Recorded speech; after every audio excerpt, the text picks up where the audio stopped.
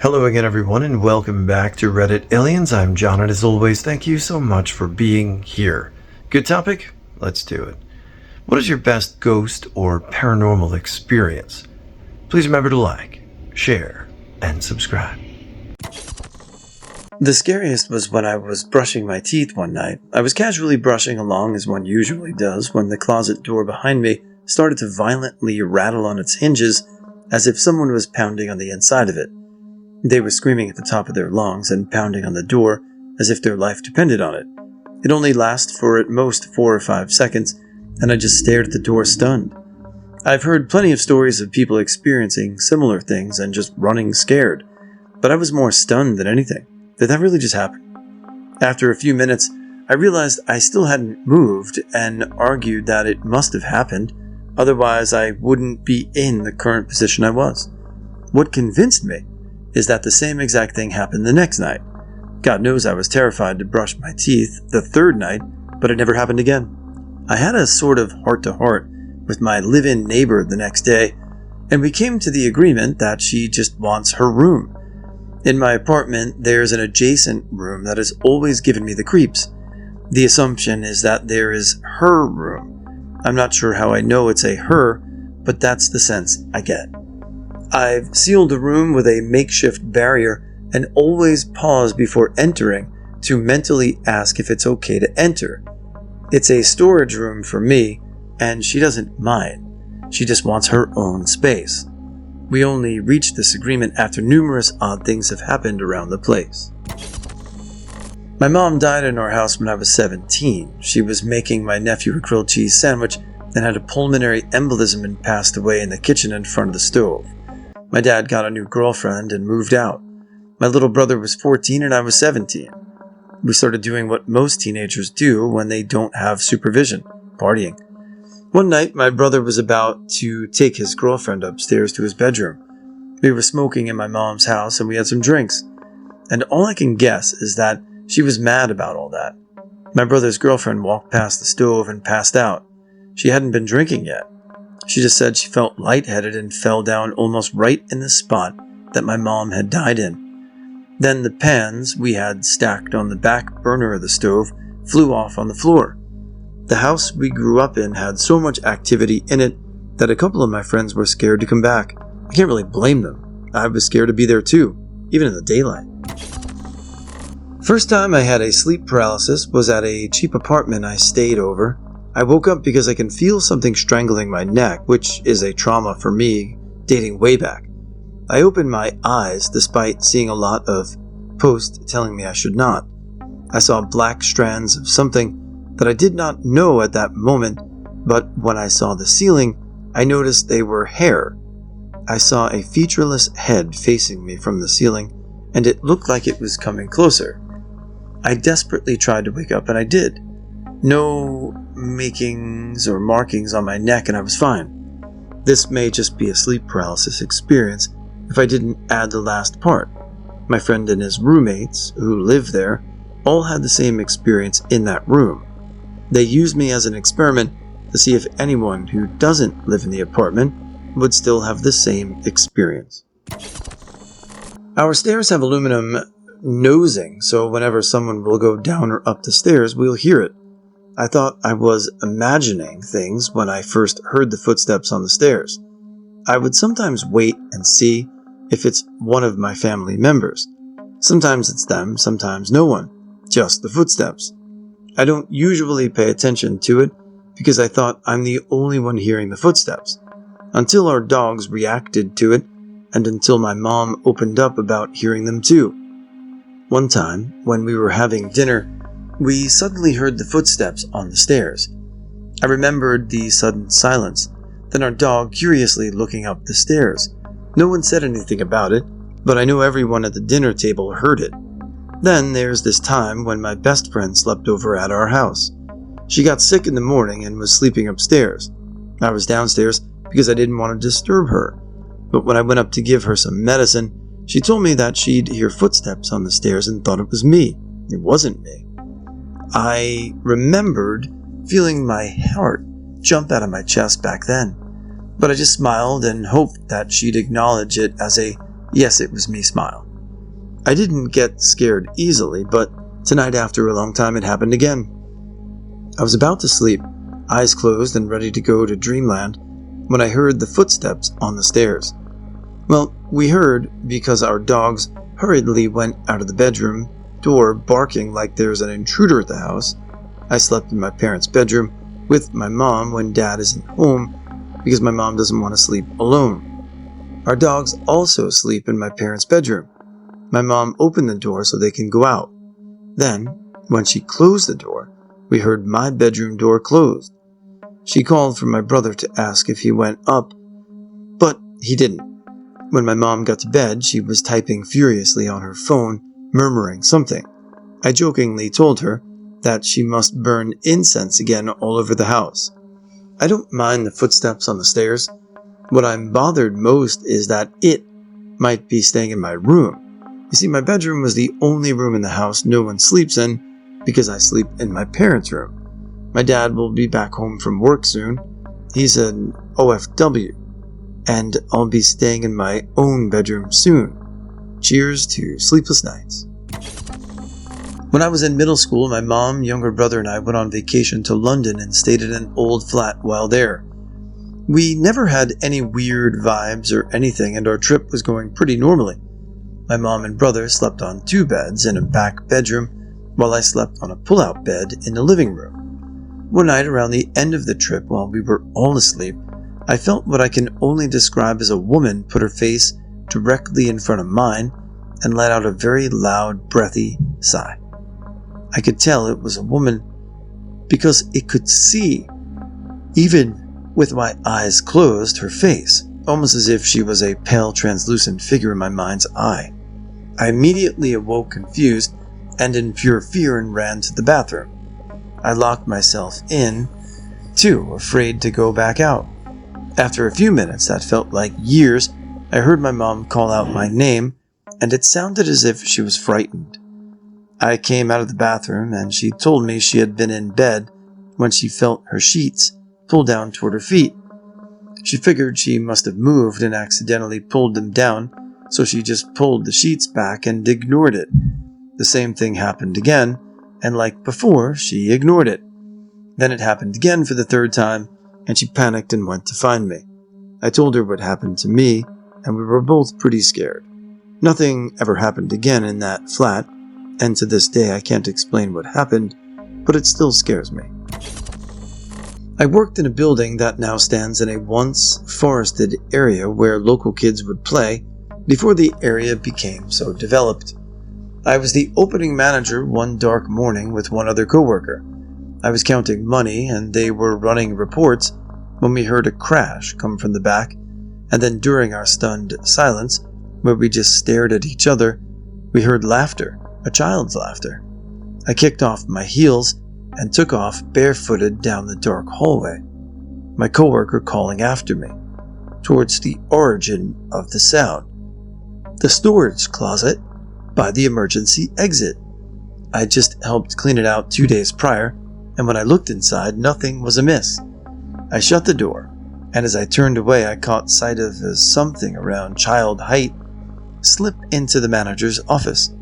So I marched that way, hoping to see my coworker, but the office was empty. My coworker tells everyone that will listen about the time I kicked off my heels and dashed into the dark after a ghost child. I didn't grow up in this area, but after talking to people who played in the forest, I heard stories of ghostly children that haunted those woods. After what happened, I'm certain the ghost children are still there. I live here in the Philippines. I was born and raised in my grandparents' house. Big house with big unfinished basement. Lots of weird things happen there. My grandparents immigrated to the US, leaving the house to his children. My mom's experience. She was cooking lunch one day, saw my aunt walking across the living room dragging her slippers as she always does. So, she cooked more to include my aunt. After she called out to my aunt inviting her to eat, no answer. Realizes she was alone in the house. Still, my mom, she was cleaning our room located beside our basement stairs, sweeping the floor. Opens the door and sees a dark man without a shirt just jeans walking down the basement stairs. Again, finds out she's alone in the house. My uncle also sees dark man without shirt staring at him from outside his window. Window is located outside in the second floor of the house. Impossible for anyone to be there. My experience was talking to my cousin one day in the dining room. Room above us is master bedroom, currently occupied by my uncle. We hear chairs and tables moving above us. I thought it was my uncle cleaning. I go up and knock to ask if I could watch TV. No answer. Knock again. Still no answer. I go down and hear the doorbell ring. Went to open the main door. It was my uncle just returning home. My cousin's story. He was talking to my grandparents after they came back from the US. He looks toward the basement stairs and sees an arm waving at him to come near. Tells my grandpa about it. My grandpa is a man of Christian faith. He was till it's 3 a.m., then went down the basement alone, in the dark, and calls out to whoever it is haunting the house. Sees nothing. A brave man who fought in World War II. Not a good one, but it still makes me wonder.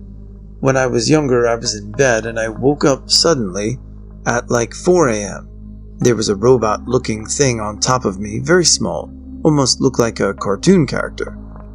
And I couldn't move nor say anything. Then I looked to my side.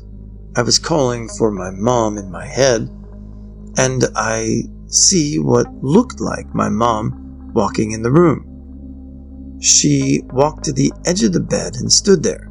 Her figure was there, but nothing was detailed. I just seen the shape of her hair and body, and that was that. And these beaming blue eyes. And I closed my eyes, and she was gone. And I could move. All I could do was cry, and I went to the room my mom was, and she was asleep. Shit was crazy, and I still don't know what to say about it. LMAO. It was summer 2003. I had just come home from a night's work around 10 p.m. I'm lying in my bed about to fall asleep when I got a call from my then girlfriend, Anne. She was finishing up work at her restaurant, and her coworkers were inviting her to go to a cave down in the San Fernando Valley. She asked me to come with her. She didn't want to go alone, but would have without me, whether or not. Unsure whether or not she would be safe with her coworkers, and unsure of their intentions, I went. I arrived at the restaurant to pick her up. They are finishing up their tasks, and one of her coworkers came up to me excited and said, "Are you ready to go see the Hell Cave? I have a strong Judeo-Christian belief system, and I have all my life." And failed to mention, we would be going to a satanic cave. She and I both have a strong sensitivity to the paranormal, so I wasn't looking to rehash any previous experiences. Upset and blindsided by this, I still wanted to make sure she was safe, so I went. Anne, myself, and one of her coworkers, to navigate us, all piled into my sedan and took off around 11:10 p.m. 40 minutes later, we arrived at the spot at the corner of Gothic and San Fernando Mission Boulevard. Our navigator told us we had arrived. 30 yards from where we had parked was a freeway overpass crossing over San Fernando Mission Boulevard. It was at that point I felt the frigid, cold air become dense, and it became harder to breathe. Trailing behind the rest of the pack, I felt a hand touch my shoulder, but when I looked back, there was nothing there. We crawled underneath the gate, blocking off the hill that would lead to the underside of the freeway. Anne and I turned on our phones, flashlights, to see a little better, and the others quickly told us to turn them off. We couldn't get our phones to turn off, and they were getting hotter and hotter. Finally, I had to rip the batteries from the phones. I looked at Anne and said, "Do you feel that?" "Yeah," she replied. The air became even more dense, and from that moment until the end of the night, It felt like something had just attached itself to me. We keep walking up the same small hill and reached the underside of the overpass. There was a small hole smashed into the underside, no more than 2 feet wide. The rest of the group climbs, next Anne, and then myself. Anne is halfway into the hole when she freezes and stops. I ask her what she sees, no response. I squeeze in beside her, so we are both looking in now. One look, and I knew I did not belong there. I saw blood all over the ground, along with candles, pentagrams, feathers, and old newspaper cutouts. It smelled like rotting meat, and the only light inside was from our dim, handheld flashlights. The air was now extremely dense, and all I could hear were the cars driving overhead. In the far corner, I could see a beaten stuffed bull, and in another, I could see a weathered couch. I looked at Anne and said, "Nope," and walked back to the car. She agreed, and we left the site. After that, we drove to a place in Louisiana we call Gravity Hill, LA, but that's another story. The drive home was silent. I pulled up to her place to drop her off, and she wanted me to go inside with her to make sure she was okay. Both of us felt like we were being watched the entire night, even as we sat in her living room. She asked me to pray over her, so I did, and I went home. For a week, I carried that feeling of being watched, and so did she. It happened 5 to 6 years ago. Obligatory on mobile and English is my second language. I was sleeping at my mom's house, and suddenly I was awoken by my sister's voice. Now you need to know, my parents are divorced, and my dad remarried a woman with a little girl, whom I call my sister, even though we're not blood related. She doesn't know my mom, nor live nearby. So I heard her voice calling my name, and I remember saying, "Not now, sister name, I'm sleeping," to then realize she isn't in the house, and opening my eyes in disbelief. The story could stop here. Auditory hallucinations while waking up. But when I woke up, I found a piece of old plastic on my floor. It looked like a lid for batteries, like on a TV remote, but bigger. My initial thought was that my laptop lost one of the parts.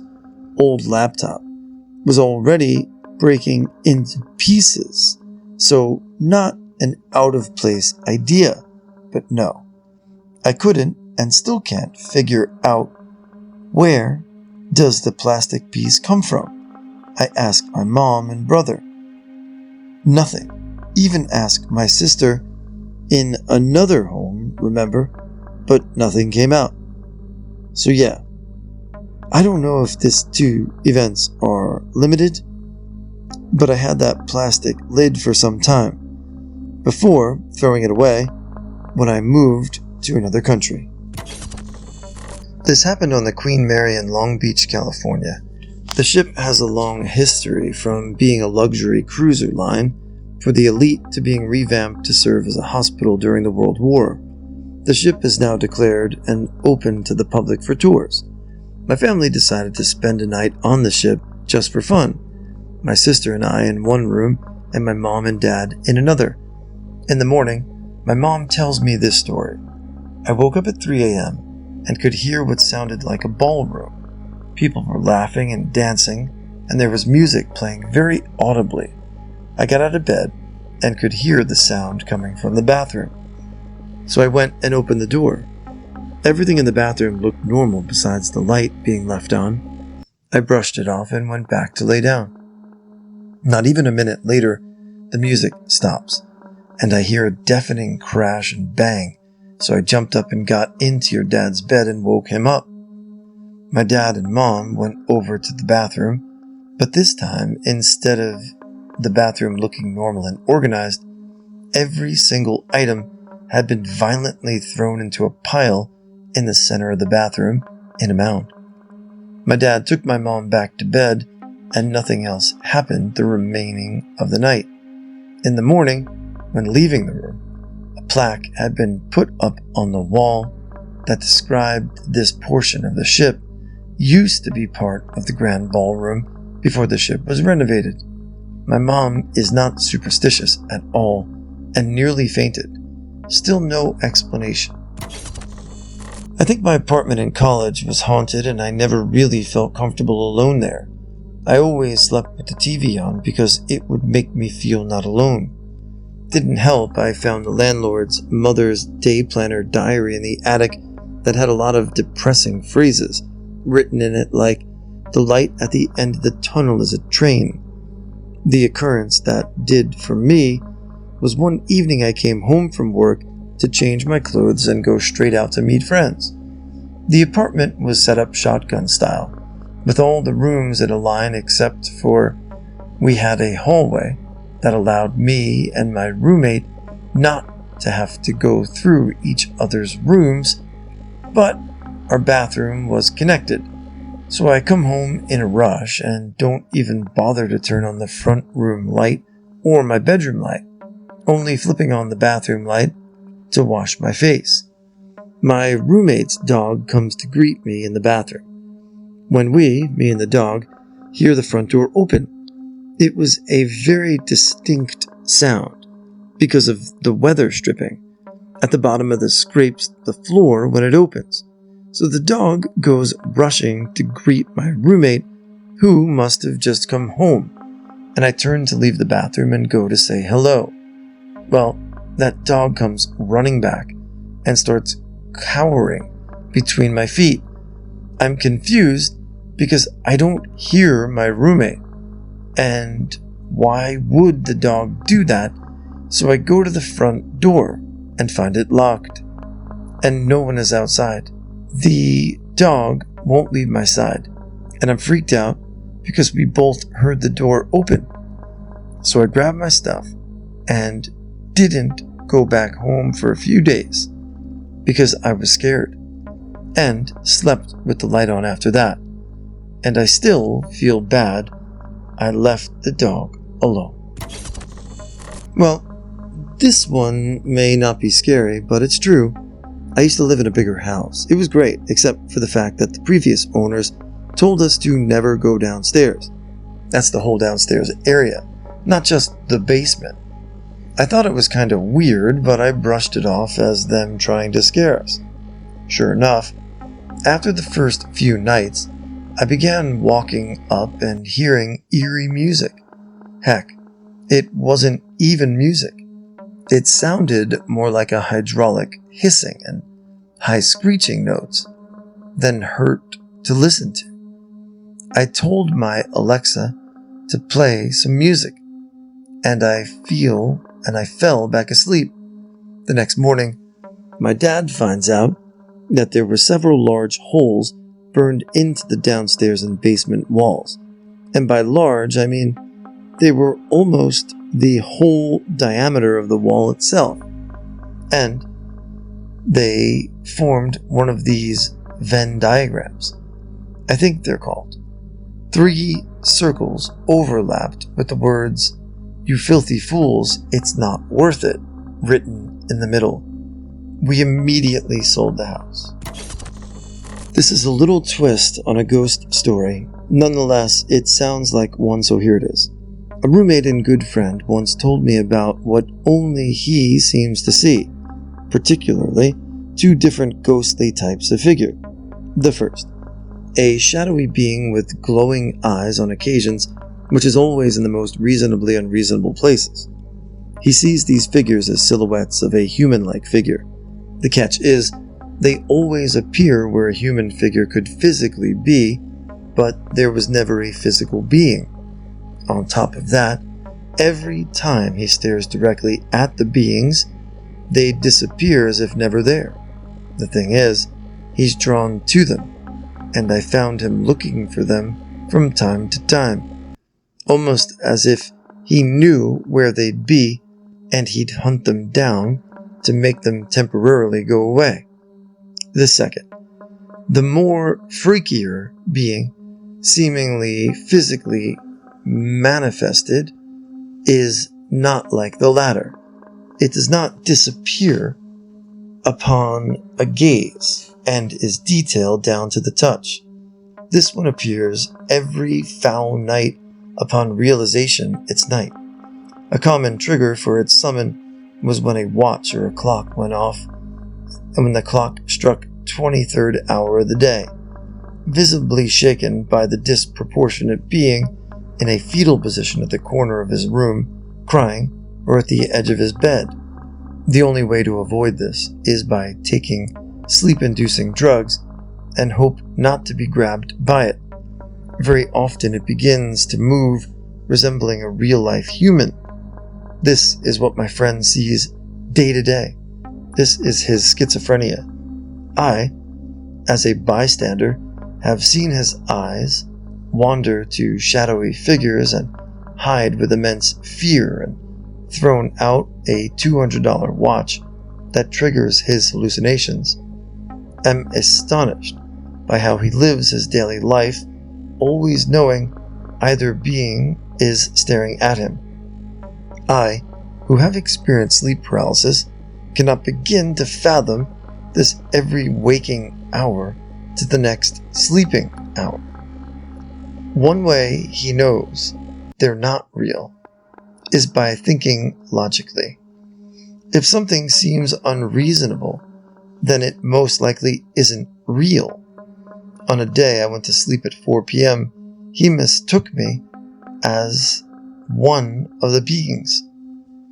This is not just a story that is his daily life, with a bit of dramatic figure of speech, but no exaggeration was made. One day I was sewing an old-fashioned looking black dress. Then I heard a male voice in my head tell me I'd need it, as there would be a funeral. I felt a bit spooked, but told myself not to be a superstitious idiot and kept sewing. A few days later, after finishing it, I heard that my step-granddad had died. I wore the dress to his funeral. Walking into the service, I was feeling a lot of regret, wishing I'd made the effort to get to know him better, and wishing he'd had more friends in his older years.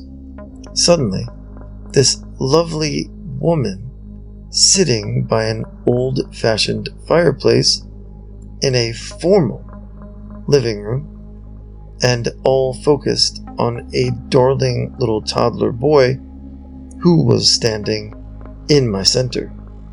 The woman looked like they were Edwardian, I think, with long hair tied into elaborate buns and wearing complicated-looking, lightweight, puffy white shirts.